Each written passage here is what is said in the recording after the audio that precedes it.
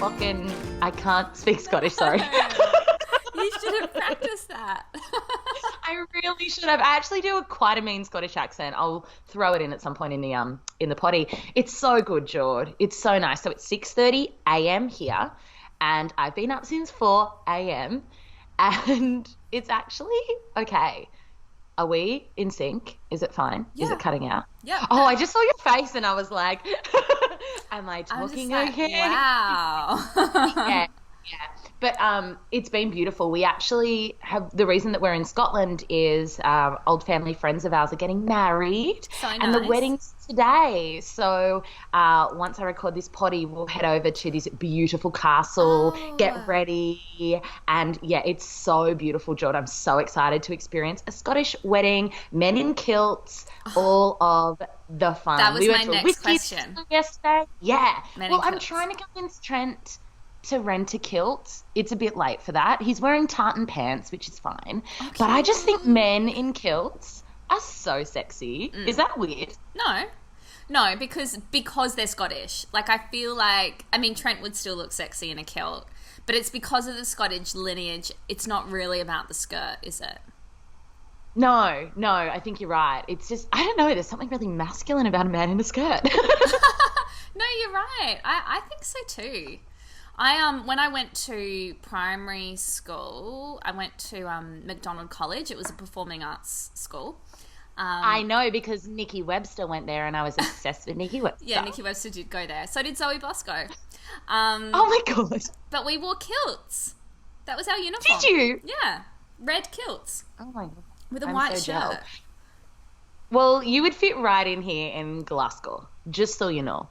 See, that was good. That was really good. Thank you. How about you? How has your week been? Obviously, listeners know you've said goodbye to man this week. Yeah, look, well, there's lots going on this week because it's last week for you guys. You're listening on Monday, but we just had the Cancer new moon, so I'm feeling all the feels. It's good. Like, mostly I'm great. Mostly I'm really good. I just go through waves of different feelings. But I just keep coming back to the fact that it's all exactly how it should be, and nothing about it feels like either of us are being punished or things were out of alignment or why did it happen this way. Like, it all feels exactly as it should be. So I just keep bringing myself back to that. And even, even the loss and the sadness feels like something I need to experience because it's a new experience, like I think I said it last week, there's something very different about ending something without heartbreak and anger and something going wrong. There's something quite healing about closing the chapter on something when it's in a really beautiful place. So I'm just trying to be at one with that, but ask me in a few hours and I'll see what I say. What I love about this, George, we were talking about it before we hit record, and you're like, yeah, I'll cry, and I let myself cry, and I don't need to fix anything or stop anything. You're just allowing. That's what it feels like. You're just allowing whatever to surface. And I just want to just acknowledge that, because that's hard in itself at times. So go you. Yeah, thank you. It's been really important for me to make sure that I am experiencing and not suppressing and just feeling it. The context that what's your name? Hollie. Sorry. My name is Hollie Valance. I'll be here all week. The context that Hollie was talking about before, we were talking about our friend Zoe, who's a kinesiologist who, does clearings around this sort of stuff when you can't move emotions around, and she can clear the energy for you. And, she's offered a few times this week because I've been quite fragile with her. And I've just been like, no, I'm just going to feel it. Let's just feel this shit. So, let's feel it to heal it. Oh, yeah. Mic drop. Oh. Do you know what's really dangerous now? Now that we're recording these, video, I'm going to put on more of a show. Oh, God. Because you already were putting on a show before you knew you were on video. And now it's like, well, I've got props.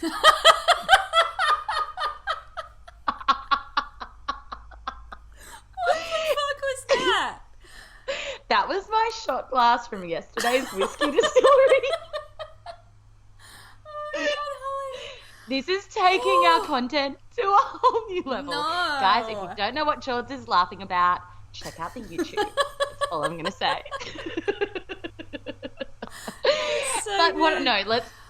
But that was not scripted. Let's go back to that convo though, because you guys have ended on great terms, you'll still be friends, yeah? You'll still be in each other's lives. Yeah, I guess so. Like, that's the plan. I feel like I'm pretty good at platonic friendships. He doesn't think he's great at them, which I think is a very manly thing. Like, I've asked several guy friends in the past about this, and they do really struggle, a lot of them, to be friends with females, especially if there has been attraction there at some point. So I think, I don't know, like I would really like that. I feel like because we'll have quite a bit of time apart, then maybe we'll be able to do that, and there won't be messiness from like a breakup. Totally. But I'm not friends really with any of my ex-boyfriends, to be honest with you. I'm like on good terms with them, but I'm not really close friends with them. So, I mean, I don't know. Like, what do you think as someone who's married? Do you think it's easier to have platonic friendships? Because I love being friends with guys and I don't get blurry lines with it. But I feel like there is kind of this grey area sometimes. It would be a totally different experience when you are single and the other person is single. I'm assuming I have had that experience in high school. Bit of context. I've always been really close with boys and men, like always. I've been one of those girls who is a girl's girl, but also like my entire life, like primary school, two of my best friends were boys, and I've always found it really easy to just have platonic relationships with boys growing up. And then men in high school, well, they were still boys in high school, let's be real. Like two of my men in high school, like the teachers, I was friends with all of the male teachers, no jokes. But I have a lot to say about this, George, because it's been recently, I'd say over the last 2 years, that I've called in more really, really close male connection in my intimate circle. Like one of my best friends, you know how you say the sum total of the 5 people you are the sum total of the 5 people closest to you in your life. So I've got Trent up there, but I've also got Jordanna. I know I speak about him a fair bit, and he's honestly hands down one of my tightest connections to exist. That's brought up a lot of not discomfort in my relationship with Trent, because Trent is the most fucking understanding partner ever when it comes to me having male friendships. Remember, he's been with me 11 and a half years. I've not given him any kind of reason to not trust me. And also, he kind of really likes my guy friends. Like, we have this similar taste in friendships. But that said, there is a lot of this. I'm doing like little whispering, and that's like a whispering. that's me whispering. They're like, "Are you coming at me?" No, I've heard through mutual friends of ours that there have been people questioning the closeness of mine and Genoa's connection and trying to read between the lines and create something that actually isn't a thing, other than we are two people who are in a platonic friendship together. And the way that I am with him is the way that I am with you, George, or the way that I am with my girlfriends that I've known my entire life, or the way that I am with other male friends of mine that aren't seen so much on my Instagram. So, for example, Chris, one of our groomsmen, is mine and Trent's like tight guy friend. And I just love him to bits. And I think that it is a societal story around men and women not being able to be just friends. And in my experience, I mean, yes, I am married, so maybe that's a barrier to entry, and it's just right up front for people to be like, okay, there's no blurred lines here. It could be a very different experience if I was a single gal. But I am such an advocate for all women, whether you're in a relationship or not, to cultivate close platonic connection with the males in your life as well. And I've spoke about this before. I know I've got all the words to say. Sorry. I know. I kind of want to get some words in, but you go. I know. Sorry. Give me 2 seconds. I did a live on this on Instagram at the beginning of the year off the back of, I was in Thailand at the time and I was on a Kentucky and I was spending a lot of time with Blake and Genoa, and a rumor started on the Kentucky trip about me and Genoa, and I got really upset about it because I couldn't understand how people could turn something that was like purely an innocent friendship into something more. And I went on my live and I spoke about this openly and I said, women, like, call in men connection. Like, there's so many benefits to this. And I had so many women reach out and be like, my husband wouldn't allow it. My boyfriend wouldn't allow it. I'm not allowed to have male friends. And that blew my mind, Jord. Blew it off. Yeah. So what I was going to say to you, because I've had this issue a lot with male friends of mine who have gotten into long-term relationships, perhaps gotten married, and then our friendship has died because a few different factors depending on who they are, but some of them because the girlfriend or wife wasn't happy with them being my friend, which is fine. Like, I respect that. They don't need me as a friend anymore because now they get their female feminine energy from their partner. Or, yeah, I mean, they're the two things, really. So I had a conversation once with a boyfriend of mine who said to me, if the male friend was your friend before we met, then that's okay. But if you're inviting new male friends in while we're in a relationship, that doesn't seem fair.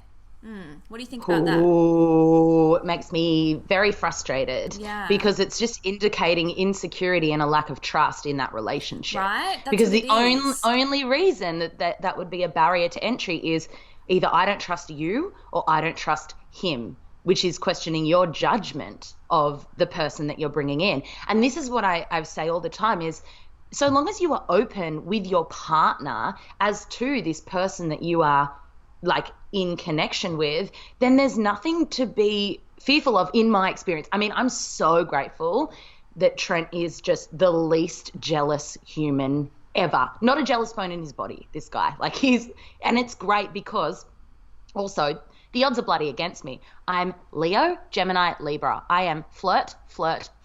I'm a very flirtatious person with men and with women. It's like not a gendered thing. If I've met you in person, I have definitely lightly tapped your arm while giggling and batting my eyelashes at you. It's what I do. It's who I am.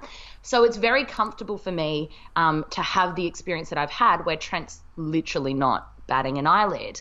And I guess that's what I was saying, the open communication thing. So if I'm on the phone to Blake or Genoa, like two of my best guy mates, I will be on the phone to them in front of Trent. If the rumor that came up on the Kentucky, I told Trent about it straight away. Like the fact that Genoa and I were staying in an Airbnb, Trent was across that. Like there's no reason for him, to not trust. I think, Hollie, just to play devil's advocate here, I think you are in a very blessed situation because I think Totally.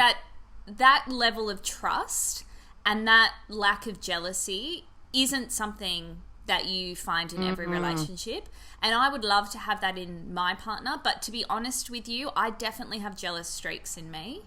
And I think that if my long-term boyfriend had made a new female friend and hadn't introduced me to her and they were spending a lot of time together, that wouldn't sit well with me at all. I'd need to invite her into our circle because we are a team. And that, I don't know if that's fair either. So I'm coming into this a little bit muddled up by it. I don't have the answer to any of this, but I do know as a single gal that it's a very different story having female and male friends than when you are in a relationship. I think it does mess it up a little bit, unfortunately. Of course it would. It just makes sense that it would. I want to touch on you admitting your jealousy because, girl, I am an incredibly jealous person in a relationship, especially in the early days. I'm pretty fucking comfortable now because of the time. And yes, I'm in a very #blessed situation. That said, if Trent did start communicating with like a woman that I didn't know and started spending time with her, it would be a beautiful mirror for me to be like, Hollie, you're being hypocritical here. What are the lessons? But also I'd be the same, Jord. I'd welcome her into my space instantly to be like, okay, let's build this connection here. And I've said the same to Trent. I'm like, I just want you and Genoa to be like best friends and like get in each other's space. And, and that's why my friendship with Chris is so tight as well, because he was Trent's best mate first. So that's important, that common ground. But that said, when I was in high school and I had some really close guy friends, I would have my dad in my ear saying, Hollie, they're not being your friend. Like, they want something from you. Like, went back when I was young and single. And so I had this conditioning from my dad in the back of my head going, boys never just want to be my friend. There's always something more there. And so I assume if I was single that would be playing on loop in my mind. Yeah, it's so interesting. I've been thinking about it a lot this week. Because to be honest with you, like when I was in my 20s, I had about 5 male friends that I was really, really close with. I'd sleep in the same bed as many of them. And that was always fine. And never an issue. But I still think that when I look back on it, there was a lot of the dynamic between us, even though it was never sexual, was flirtatious. It was the dynamic that you exercise in the male-female courting phase almost, but like it would never lead to anything, or if they got a girlfriend it'd be fine because there was never any feelings, but it was based on flirtation. It's sort of like redefining the dynamic, because it is you are on camera, you know that, right? It is. Fuck. I'm trying to be serious, Hollie. I love what you're saying. You're talking about the dynamic of flirtation. I'm so glad we're going here. That's why I'm doing those movements. Yeah, no, I know, but I've lost my trail of thought now. I was just saying, I think that the female-male friendship dynamic, although it's plausible and doable, it is a different dynamic to the female-female friendship, because I get different things out of my male friendships than I do out of my female friendships.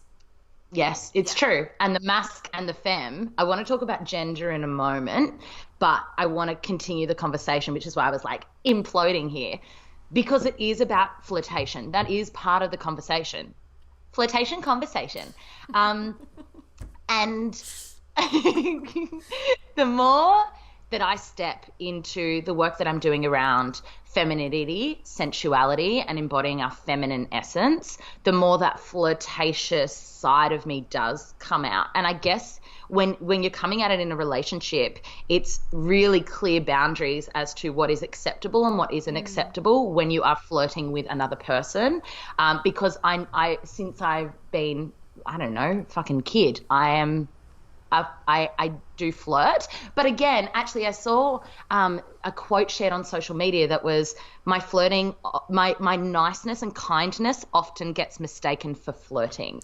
And it's that line, right? Is am I actually a really overtly flirty person, or am I just being really kind and I know how to like make someone laugh and feel comfortable? And the other thing is, for me at least, my 2 main love languages are physical touch and words of affirmation. So if I'm vibing with someone, there will be physical touch and there will be beautiful words coming out of my mouth. No, kind words, or, No, I'm the same. Is important to me. I'm the same, yeah. I will touch people a lot. And but I'm also just being kind. I remember when I was, I first left high school and I was working in hospitality, and I try and be really friendly with all the customers, and a lot of male customers would take it the wrong way. And so my protection for that was to put up all these boundaries, and I was just a real bitch to people, to men. Yeah. Because I was like, well, I'm going to have to be mean to them or they're going to think that I'm in love with them, And that was really tricky as well. It kind of blurred the lines with the male-female dynamic. Yeah, it's interesting. When I watch, being the total opposite of Trent in a relationship, however, when I watch like a woman approach Trent, and it happens all the time. He's a good-looking guy, and we'll be out, and a woman will approach him at the bar and like attempt, and he has no idea any of this is going on. He's just so closed off to any of it. But I'll watch like someone try and flirt with him, or be touching his arm, or playing whatever. Rather than me getting jealous now, I actually am a little bit like into it, in that I'm like, yeah, that's my man. Like, yeah, it's flattering. Like, you know what I mean? It's Absolutely. flattering. So rather than me being like, who the fuck is she? Although that would have been me like 7 years ago, I'm now more open to it and being like, yeah, he's got it and he's mine. But what I want to say about gender, right? Because we're talking about men and women and the platonic nature of relationship in that regard. However, you guys might remember that last week in the podcast episode, George made a little comment around, well, Hollie hasn't fallen in love with me. And that was off the bat. Are you about to declare your love for me? On national YouTube video? Definitely not. Oh. That is not where this is going at all. I'm about to declare my love for someone who has no idea that I'm in love with them. No. So Really? I made a new friend a couple of weeks ago, and the attraction was like instant. And I'm talking like emotional attraction, but also physical attraction. I'm just being honest. Trent is aware of this. And it's a woman, right? And so I almost laugh to myself when people are questioning my connection with the men in my life, when it's like, oh, actually, you should probably be questioning this new girlfriend of mine that I'm in love with, Shout out if you're listening. She's definitely not listening. Are you going to name her? Does she know? I don't know. I feel really awkward. I think it's a mutual love thing. I don't know if she realizes that I'm actually kind of attracted. But that's the other interesting part of this, George, is like we're so quick to jump on women and men, but it's like, okay, let's just take gender out of it for a second. Would we still be asking the questions? Here's the thing though, like, and this is getting really super layered now, so maybe this isn't somewhere that we take it, but I've definitely been very close to having emotional affairs when I'm in relationships. And by that I mean forming a emotional connection with somebody else, and nothing happens, nothing physical happens, but definitely if you pulled it apart, there would be an affair of some description there, because you're sharing your heart and your soul with someone else when you're in a relationship, right?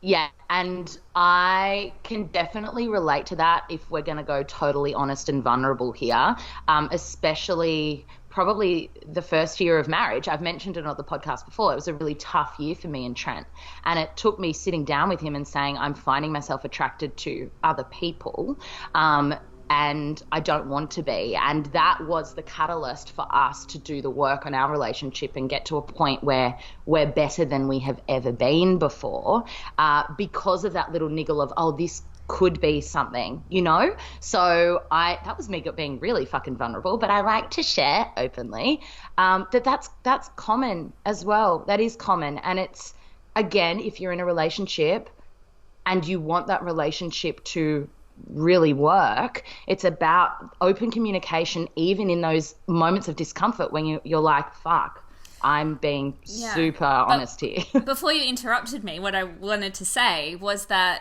I feel like the emotional affair, if it was with a woman who you were friends with and you were exposing yourself and being vulnerable with her, that's normal, right? Like, I tell my girlfriends everything about everything. But because if I was to do that with a male friend, it almost does become this emotional vulnerability that you should be reserving for your partner. Yeah, especially as I was like, am I interrupting? No, I was like, hold the pause a little. No, but especially because as women, we connect through emotion, right? So that, yeah, I get what you're saying. That platonicness could be blurred if it was with a man who is likely not connecting through that emotional aspect. But as women, that's how we do. I'm not sure. We have gone really fucking layered here. I know. I really want to have a man here right now to talk about this. Because I cannot tell you how many times I've had this conversation with men and they're like, yeah, but if you took your clothes off right now, I would definitely have sex with you. You know what I mean? Okay, like... no. Yeah, I know. Not to bring Genoa back into it, but I'm going to bring him back into it. He's written an article on this that's going to go up at some point around, because he is the type of guy that is friends with a lot of women. Women that he has had physical relationships with in the past, women that he's just always been platonic with. And his stance on this, and I'm sure he doesn't mind me like spoiler alerting his article, is that there are two ways that this can work from a male's perspective. The first way is that there's no physical attraction, so that's fucking easy. You're friends, but there's no attraction. Offensive. I was like, right. Second way is there's an attraction there, but that can be put to the side because there's a deeper level of connection. And so it's almost savoring and celebrating the deeper level of emotional connection rather than it just being a physical thing. And also, I think that, and maybe this is because we're like fully woke, Hollie, but I think that you can find someone attractive and not have an attraction to them, right? Yes! Because you can't fake chemistry. Like, there's plenty of guys that I think are hot, but I have no chemistry with them. So that's the difference there. Absolutely, and this is why when I met my girlfriend 2 weeks ago, it was just chemistry. It was totally like nothing to do with anything physical or how either of us looked or whatever. It was just a chemistry thing, and I can't believe I keep bringing her up. Can you tell I've got a crush? It's the Libra in me, guys. Please don't judge. If you're watching the YouTube clip of this, you'll see Hollie's blushing.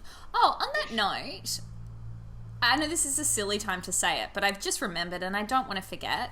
If you are watching this on YouTube, last episode we filmed on Zoom, and this episode we're filming with Skype. We're trying to test out what's good for audio, what's good for video. So if you have any comments, leave them in the YouTube comment section and let us know which you prefer, or if it doesn't matter, if they're both the same. Thanks. This is just highly technical work, but I feel like that was the end of the discussion. I guess, what is your takeaway from this, George? Can men and women be just friends? I think they can, absolutely. I think that if they're both in a relationship or one's in a relationship, the other partner needs to be included within the friendship. They don't have to be there the whole time, but there needs to be some sort of relationship between you and the partner. I think that's respectful. That's what I would want as a partner. Totally, me too. And then I think, like, from my perspective, I can absolutely be friends with men, and that's okay. If I've had a relationship with them, I need a lot of space first, but then I absolutely can, and it helps if I'm in a new relationship. Just saying. I just want to shout out to the women in relationship who perhaps their partners aren't as open, because we have made it clear that I'm in a very unique situation here. Because I know we will get asked questions, is how can I make my partner comfortable? And it's just reiterating what I said earlier. Include them. Have them included, have them create a friendship and connection together as well, so no one's ever feeling left out. That's super important. So, Hollie, what are your recommendations this week? Are they Scottish themed? Oh my God, they should be. No. Fuck. They are definitely not. Okay. However, one is kind of related to my trip.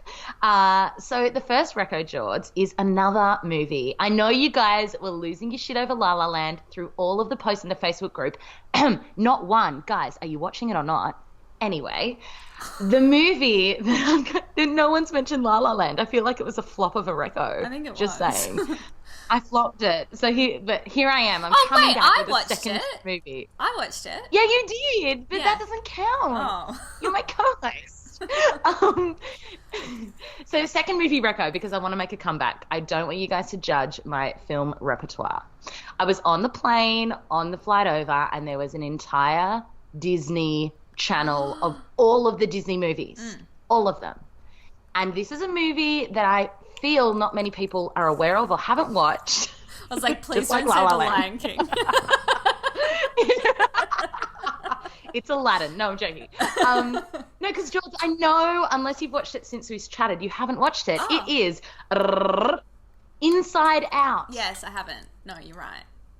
Okay. So Inside Out is a Disney Pixar film, and it is so fucking good because it is not for kids. It is for adults. I mean, it is for kids, but so much of it will just go over their heads. Inside Out, the premise of this film is we watch the inner workings, the mechanisms of a young girl, Riley, as she moves house and experiences puberty and all these sorts of things. And the characters in her mind are facilitating her mental state. So there's joy, anger, sadness, despair, and fear.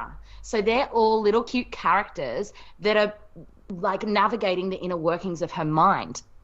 It's so fucking interesting. The premise of it is we watch Riley go through all of these life changes and how Joy keeps wanting to control everything and make sure everything's okay all the time. But basically the underlying theme of the film is it's okay to feel sadness. Actually, it's important to feel sadness at times to connect. This is so relevant with what we just introed in, by the way. Yeah. Like, it's okay to feel fear. It's okay. Sometimes you have to lean into anger. And it's this celebration of all of our emotions as opposed to just focusing on the, like, inverted commas, good ones. Your hand gestures are so full on today. I keep going like this. I'm like, she's going to come through this great. I just have so much to say. So that's my first reco, especially, like, mamas, watch it with your kids, but also really sit there. Watch it.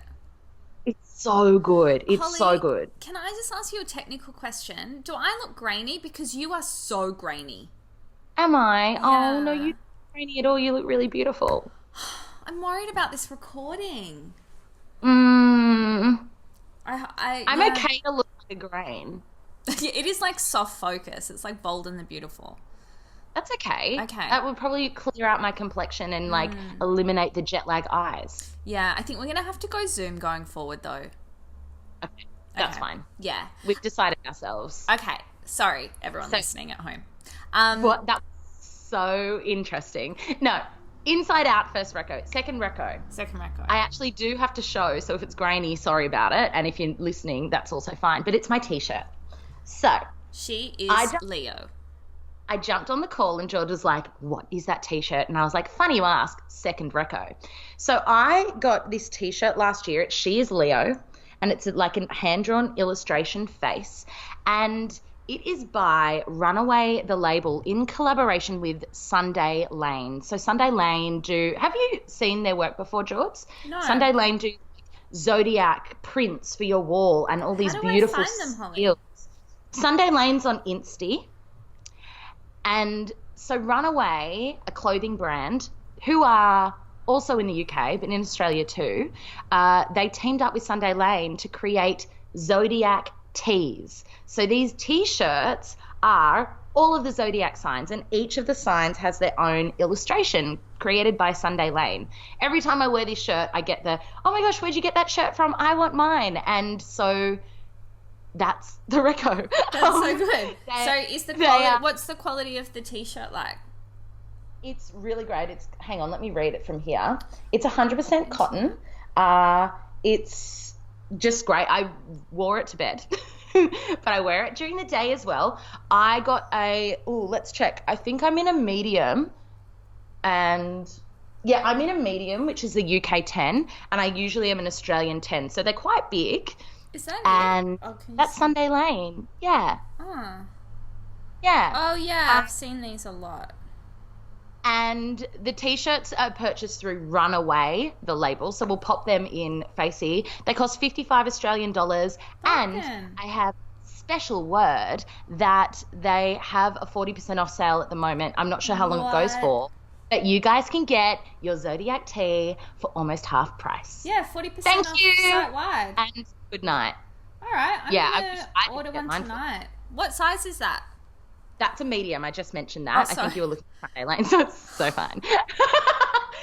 Can you just listen to me for once in your life?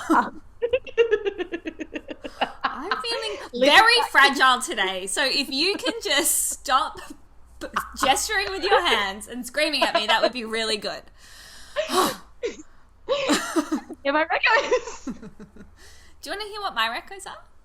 I would really love that. Okay, so I've much. got. I actually have no idea. I know. I haven't told you. It's so exciting. Yeah.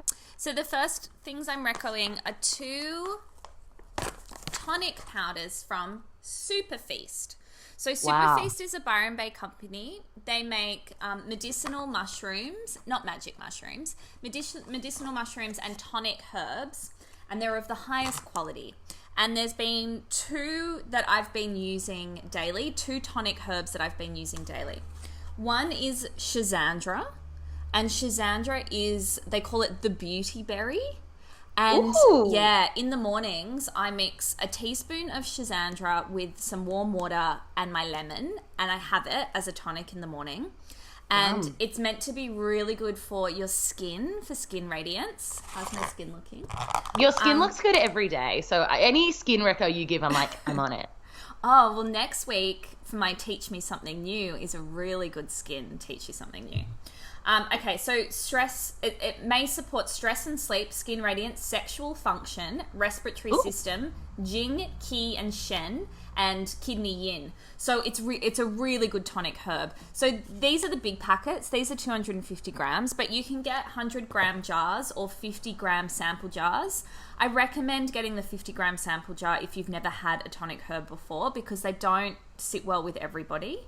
And what does it taste like? This one's quite nice. It tastes like a sour berry. You can mix it in smoothies and not taste it at all, or you could put it in your hot chocolate. I just like to have it. I actually like the taste of it. It's really beautiful. The next one is Jing, and Jing is an adrenal tonic. So when I went off coffee and my adrenals were burnt out, I started putting Jing in my hot cacaos. And it supports core energy, adrenal health, kidney function, hormone balance, stamina, and libido. Did it put a Jing in your step? It did put a Jing in my step. And honestly, like if you're only going to get one, I'd get Jing. Okay. But Schizandra is really beautiful as well. So they're my first records. They're from Superfeast. You can order Superfeast online, follow them on Instagram. Tyler, who runs Superfeast, is just like Mason Tyler. Let me just double check that. Mason. A double first name combo. Right? I feel like I know Superfeast theme song. Can I sing it? Yeah, go for it. They are super feast, they're super feasty, yeah. Guys, you can pay me later. I'll come in for the recording. Oh my God, what have I done here? I really need to know his name now. Oh, I feel so bad that I don't know it. That's okay. You're just keeping it real. I know. What a bloody mess this podcast is today. Anyway, I'll put his name in the show notes. I feel really bad. I'm having a brain freeze. But yeah, great company, great quality products, and he does really good videos on the website as well, lots of recipes and stuff. So that is my first reco. So good, love it. My second reco is I know you haven't watched it, Hollie, and you've been dying to watch it, but The Hills New Beginnings is everything. It's so good. They've only released 2 episodes. They're drip feeding it like a drug. And well, none of them have aged because they've all had a shit ton of plastic surgery. They look like Barbie dolls. Oh, that's such a shame. It's such a shame because they're not that old. Like I think they're younger than I am. They're probably about your age. So like 30, yeah. And they look like, it's really scary. But all of our favorite characters have come back. Everyone except LC. LC's not in it, which is a bit annoying because I did love her. And Kristen's not in it either.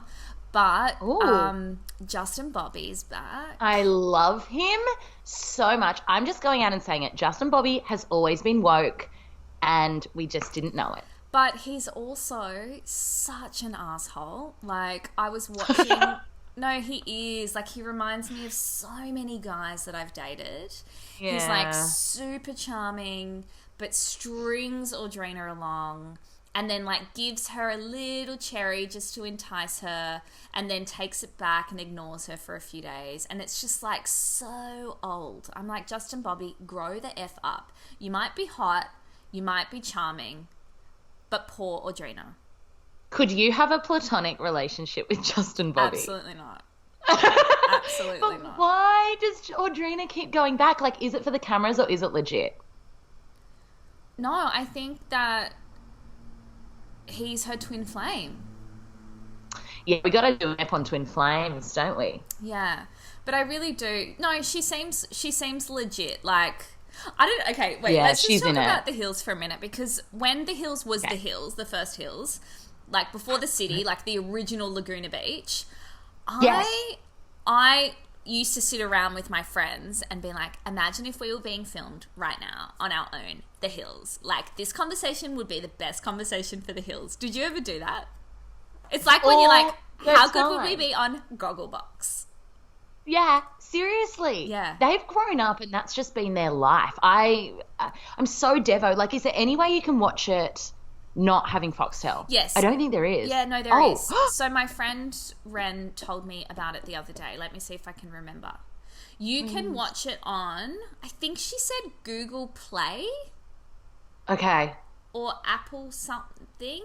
There is a way to watch Okay. it. There is a way to watch it. I need it in my life.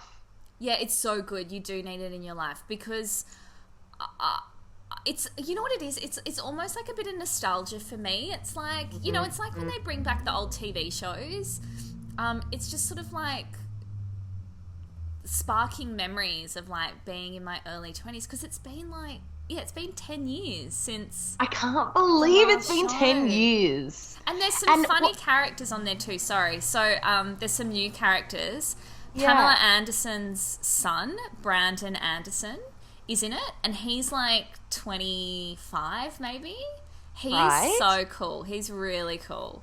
He just looks at them all and he's like, these guys are 10 years older than me and they're so dramatic.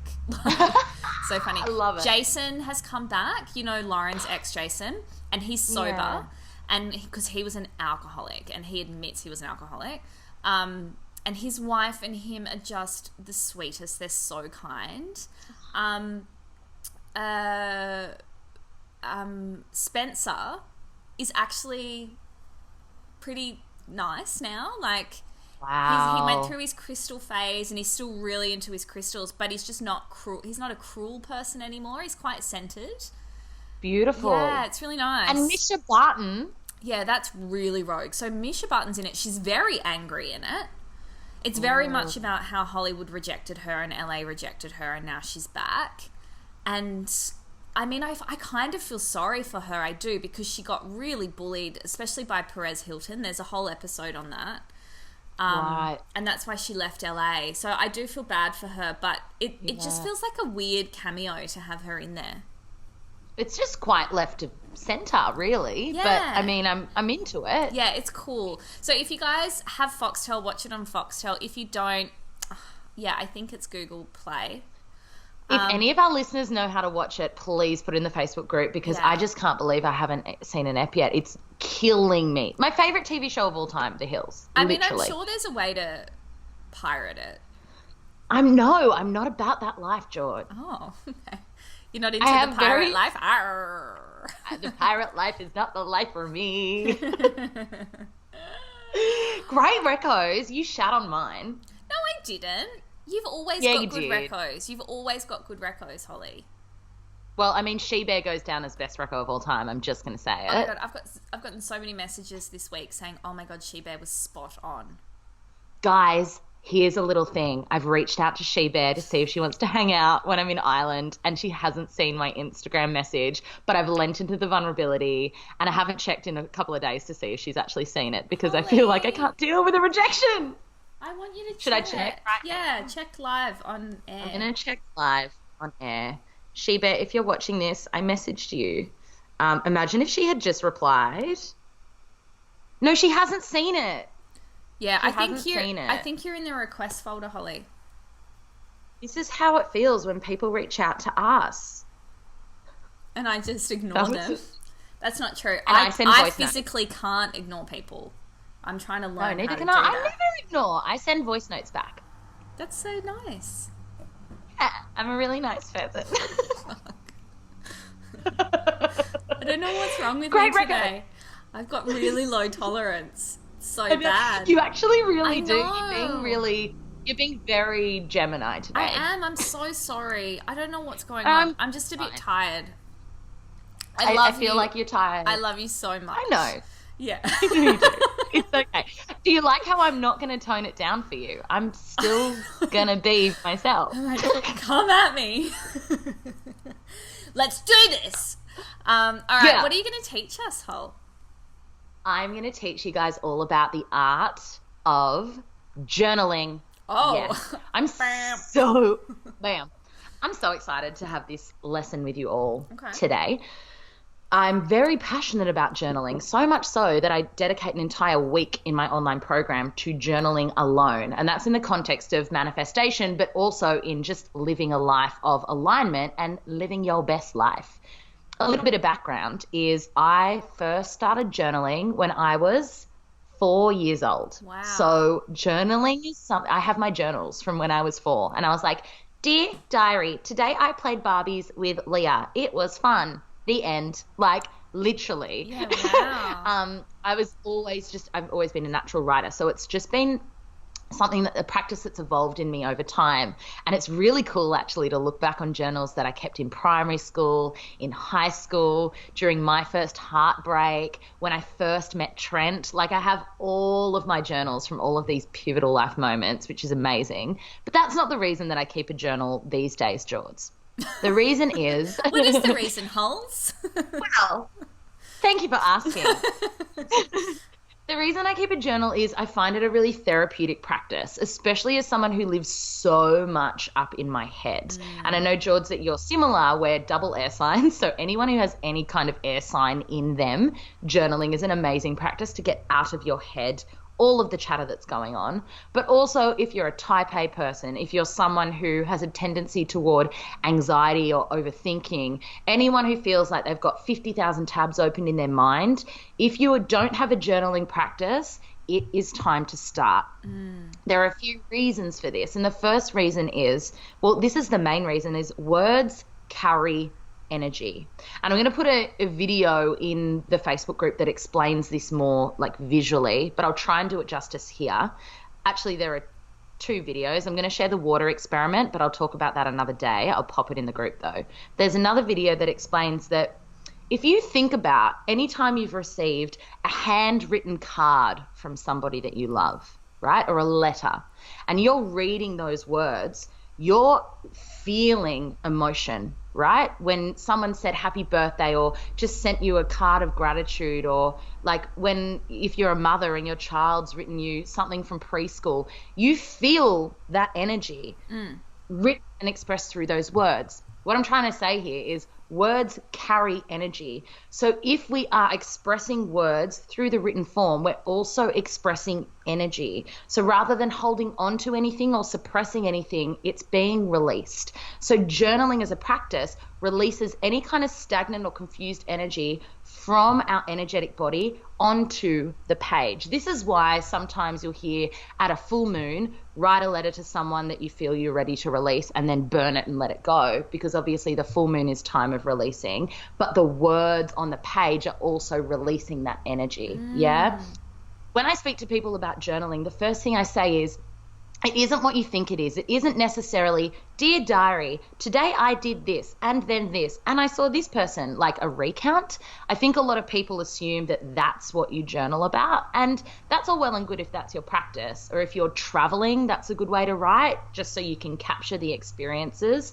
But for me, journaling is more of a free writing kind of connection with my intuition and soul as to what it is feeling in that moment, because it's not often that we stop and tune in and go, what's actually going on beneath all the chatter in my mind? So George, there are a few ways you can journal, and my journal is kind of like a custom approach depending on what I'm feeling.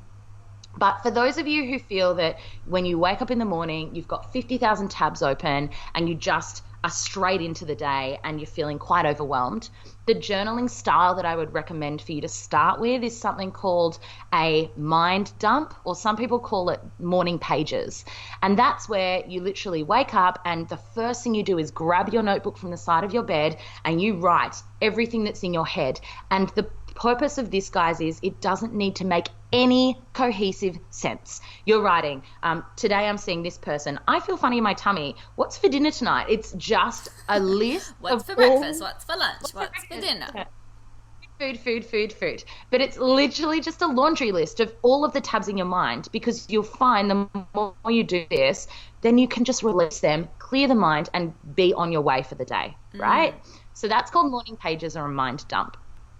The other thing you can do is something known as free writing, and this is something that I'm really a fan of. And George, I know you are too. Yes, I love free writing. It's the best. Yeah, it's so great. And this is where you literally just take your pen to the page and you do not think. You just let your pen do the talking, and you don't read back over it. It doesn't have to make any grammatical sense, because I want to interject here and say a lot of people, when I ask them if they have a journaling practice, they say, oh no, I'm not a good writer. I'm not a good speller. I'm not a writer. Journaling is not about whether you're a writer or not. This is about you trusting in your innate ability to hear what's going on behind the noise of your mind. That sounds so deep, but this is how much I fucking love journaling. George is like, it's so fucking traumatic. No, it was not. I wasn't. I'm just thinking of questions to ask you when you pause. So, free writing is literally just writing whatever comes out of your pen onto the page, and you're going to experience some really profound insights to your own inner workings in those moments. There's a couple more styles, and then I'll pass to questions. Okay. Wait, I just want to tell you something. My computer's about to die for some reason. I don't know why, but keep talking. But I'm just going to leave the shot, get my charger, and then I'll come back into shot, okay? Cool. Okay. Go. Okay, so the next journaling prompt that I'm going to talk about is actually having prompts. So you can go online, and I even have some on my site if you're interested, called Reflect and Project. And it's just list of journaling prompts. And I think Jordanna's fallen over. No, I'm joking. Did you hear that bang? No. So journaling prompts. And the prompt that I tend to use most frequently is, what does intuition want me to know today? Or what does soul want me to know today? Because when you ask yourself a question, it's much easier to do that free writing style. Sometimes you just need a prompt, but prompts can be anything. For instance, here's a prompt for you guys. If fear didn't exist, I would. And then you continue to write. So if fear didn't exist, I would. And you answer that journaling prompt. And you can do the same prompt every day, or you can mix. I can't believe I missed it. So that's okay. You can listen back. So we've spoken journaling prompts, we've spoken free writing, we've spoken mind dumping. The other one is you can get journals that are specific to practices like gratitude. So you can keep a gratitude journal. Kiki K, Typo, they have beautiful journals that assist with that. You can keep travel journals. They're all different styles. Play with them and find the style that you enjoy the most, because truthfully, every day is different for me in my journaling practice. Cool. Questions. You ready? I hope you didn't answer them while I went to get my charger. And the reason I'm now sitting in a new location is because there's no PowerPoint next to my cool couch location. So I'm sort of like half in the kitchen. I love it. If you're wondering. Okay, so... hang on a sec. Oh, hang on. I'm hanging. What a rogue podcast. I'm so sorry, everyone. Okay. Hollie, do you journal every day? It's funny you asked, George, because if you asked me a month ago, I would say yes. Every weekday. Weekends, my morning routine tends to be up in the air, but every weekday, absolutely. That said, since coming out of Vipassana, I've felt a little bit of an aversion to having a daily practice with journaling, which is ironic because you'd think I'd be journaling all of these insights that I've been coming up with. But I actually feel I need to just sit with things a little more. Ideally, though, on an ideal week, I will journal as part of my morning routine. So I'll wake up, I meditate, then I journal, and then I pull a card. That's my ideal morning. Yeah. And do you do all that before you get out of bed? Yes. Wow. So guys, you got to make it easy for yourselves, right? Like set yourself up for success. Put your journal and your pen next to your bedside table with your cards or whatever it is you want to do. So when you wake up, you are straight on in. There'll be times during the day where I'll journal more than once because I need to process something, and I'll take to my page and be like, I'm feeling anger and this is where it's stemming from and this is what I need to do. Journaling doesn't have to be pages and pages. That's the other thing. It can be a line. It can be a few words. It doesn't have to make sense. Do you sometimes journal at night? I actually don't. I don't journal at night, but this is a preference thing. I've just always kind of been a morning person. But I do know of clients who will journal about their day or everything that's come up in bed before they go to sleep. And it's a really great way, again, to take like a feather duster to the cobwebs in your brain and clear that out before going to sleep at night. Now, what do you think about this? You know how Doogie Howser used to journal on his computer? Do you want to think about typing journal entries? I know people do it. I'm going to be controversial. I don't feel it's as tangible for some reason, although I am also the gal that still reads like books by hand and doesn't, That's my book. It's in Scotland. I am reading it. I love it. It's great. Yeah. So I'm very much about taking pen to paper. This could just be all in my head. No, it's not. But it's also, and it's an energetic thing, I think, as well. Like, it's like you need to be doing the action of the words that are holding the energy of the feelings. It's like all interwoven. Yeah, and I do know that there are people who really struggle with pen to paper type writing. So obviously you can type a journal entry or even speak journaling. So that's recording in your phone. I'm feeling this and blah, blah, blah. I know people who do that. I'm For me, surprised you don't do that. I know, I do love the sound of my own voice. No, for me it's pen to paper. A lot of people ask this question, George. Maybe you were going to ask it. I bet I was. Go. Were you going to ask, I'm so scared to journal because what if people find it and read it? Oh, no. I would never ask that. Do people worry about that? All the time, George. It's a common question in my program. Lots of people are resistant to journaling because they don't want people to read their stuff. I have a few things to say about that. The first thing is you can use code words and code names in your journaling. Who is picking up your journal and reading it? Okay, here's the thing, George. I'm going to tell you a story. Okay. I was doing a shoot in Bondi last year, and it was it was just a photo shoot on the beach in the morning, early morning, but it was on a public holiday Monday, Bondi Beach. So the shoot finished by 7 a.m. It wasn't busy. And in the shoot, I had brought my journal along to just do some journaling shots on the beach. Maybe you guys have seen them on my Instagram. Well, that was the last time I ever saw that journal. Oh, no. I left it on the beach, and I realized when I left Bondi that night at 6 p.m. and I was driving home and I felt sick to my stomach, George.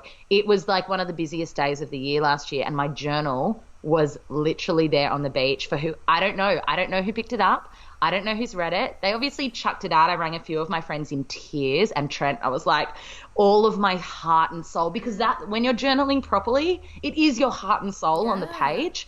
And I'm like, people are going to be reading, and the Daily Mail's going to find it, and like clearly I just Who went. do you think you are?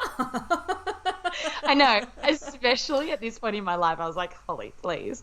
But I was so I would be too, sick. for sure.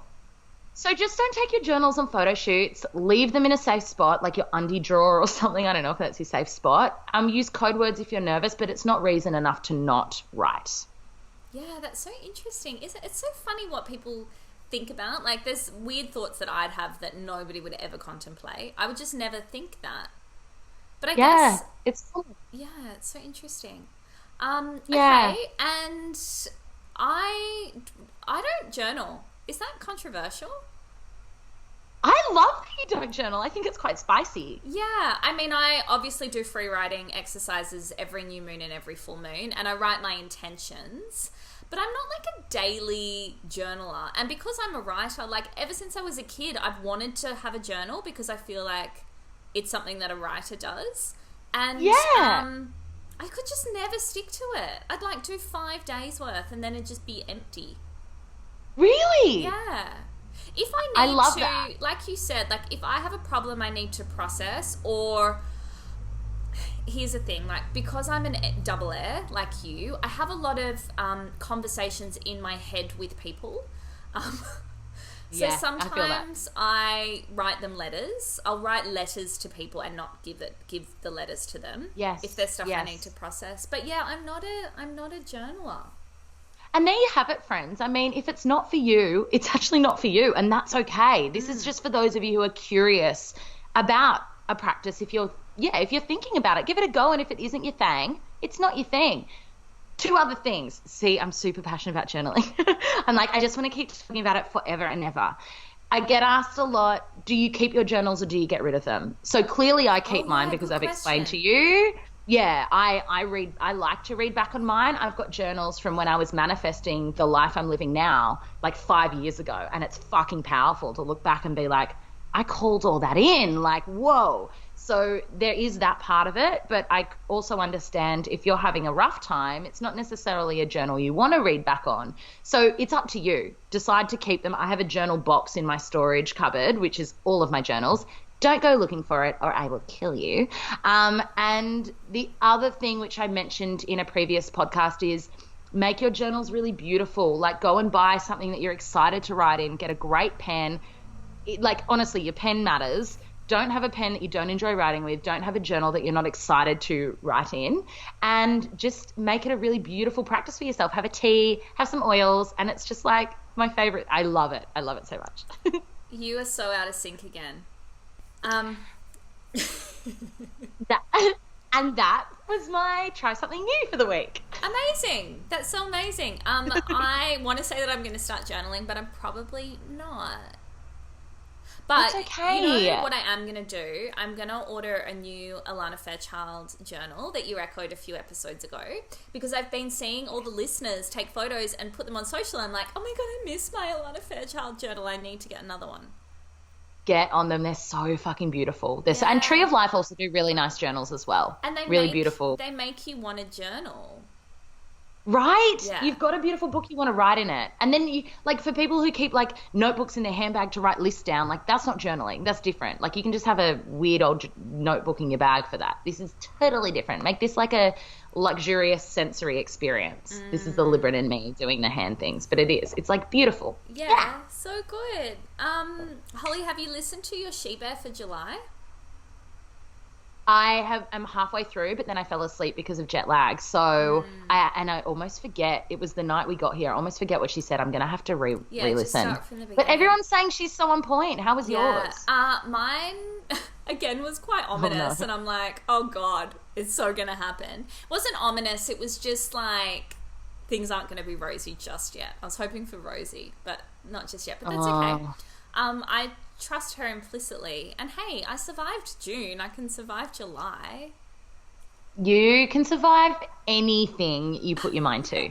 Yeah, thank you so much. Hey Hollie, when are you back in Australia? I'm back on the 25th of July, so I've still got a bit of time. So this time next week, so next potty episode, I'll likely still be in Scotland, if not Ireland. So maybe I'll put my Irish accent on for that one. Oh God. Well, can you please dress in traditional garb for that episode? I actually will. I'll suss something out. I'll do that for you guys because you asked so nicely. And I think we're going to try Zoom again because this has just been such a nightmare, this episode. Hasn't it? What a flop. I mean, I hope you guys won't... Oh, sorry. I hope you guys don't notice.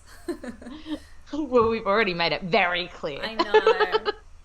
Oh, poor Clyde. We've got this beautiful man called Clyde who's editing our videos for us, and he's going to have his work cut out for him this week. Shout out to Clyde. Yo, can I tell you what I'm doing after this call? Because it's really fun. I'm so Please. excited about it. I'm teaching a new moon yin class tonight Oh. at Bend, and it's packed. The class is packed, and I'm so excited Awesome. to touch people under this new moon.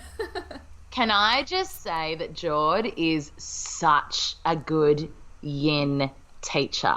Thanks. Oh my gosh, I went Hollie. to a class a couple of weeks ago. She didn't tell me to say that. It was divine. I have a funny yin teacher story too. Oh yeah, let's tell that story. That's a good one. It's a good story, right? So I was walking along Manly Beachfront and I was on the phone to my friend, and as I just looked up, and a yin teacher that I've been in her classes before at Key in Manly, and I recognized her because I love her classes so much. She's a beautiful teacher. And I recognized her and I smiled at her and she smiled back at me. And in my head, I was like, she has no fucking idea who I am. Like, but how nice that she smiled back. Then I got a message from her on my Instagram being like, oh, I think I just made a fool of myself. I smiled at you like I know you. I've been listening to the middle. I was listening to your episode about Vipassana, and then I heard your voice talking on the phone. I was like, I know that voice. And she's like, and there you were. And I was like, oh no, I recognized you and thought you didn't know who I was. So I just cool. I love it so good. We're bringing communities together. I sent you I don't know why we're having a chat at the end of the podcast. It's this new thing that we're doing. But I sent you a really beautiful... This is a new segment. It's called Have a Chat. It's called Catching Up. I sent you a really beautiful property last night. Are you and Trent going to move into it? I want to so How bad. beautiful is it? It's actually divine and we could legitimately afford it and it's perfect. But Trent was like, I think it's a bit too far from town. I'm I know, like, it's we in have our own Rosebank. town. It's probably- Yeah, but it has a studio, podcast studio. Hello.